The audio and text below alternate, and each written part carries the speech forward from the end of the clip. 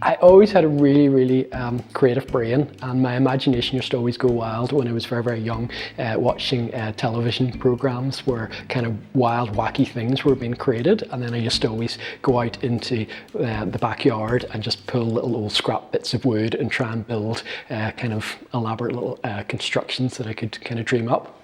So there was never a specific defining moment where kind of the creativity in my brain kind of just became ignited, but it was always definitely there from a very young age, and I kind of always knew there was that kind of fire and passion inside that I just had to keep letting that momentum build over the years as I grew older. It's quite interesting at school.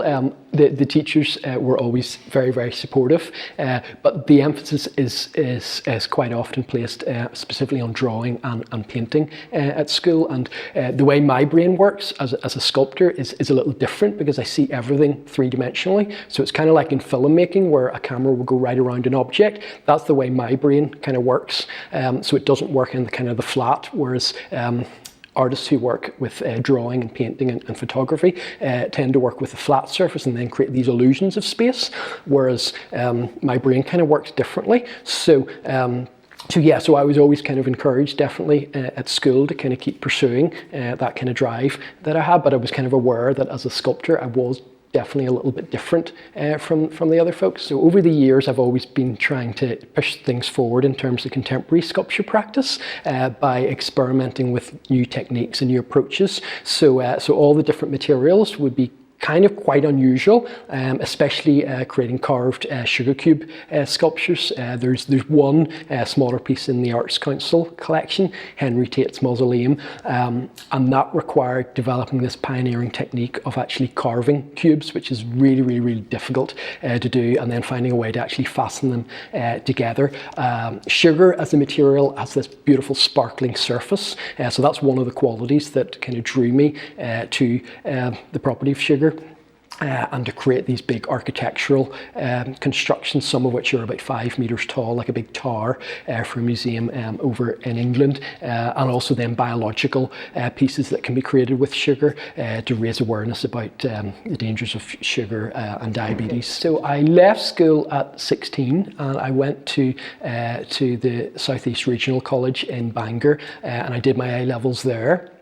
And then I went to university for 6 years. So I did a foundation course in art design, followed by a degree, and then 2 years master's in fine arts. So it was 6 years kind of on the trot. The yellow helicopter sculpture, yeah, that was a lot of fun to make. That was at a time where I was making a series based on these objects, which are actually usually quite rough and hard, the surfaces, and mechanical, very man-made, and it was to try and take a material like wool and create a more kind of feminine kind of feel to the object, and that softness. And the yellow was kind of associated with a rescue helicopter, so I was kind of trying to play with those different ideas of kind of the softness and transforming it with the material. And then another yellow sculpture, which is a giant waterfall in Ukraine. That's about 8 meters tall by about 10 to 12 meters across. That was a project as a memorial to over 10,000 victims who have died in the conflict in Ukraine since 2014. And that was at Kiev's biggest art museum, the Mazetsky Arsenal, and that was last year, so that was a great project to work with. And this is another good example where art and conflict resolution can actually work together, because this was a commemoration to all the lives lost kind of on both sides. It wasn't just one or the other. So art can have it can be used in a healing way to try and help society kind of deal with these difficult issues.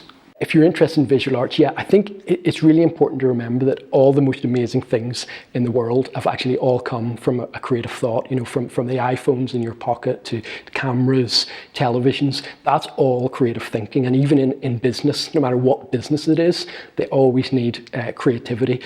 So to nurture that creative spark is so crucial. So never let anybody kind of kill that off, because no matter what you do in life, whether you become an artist or anything else, having that creative spark is absolutely crucial.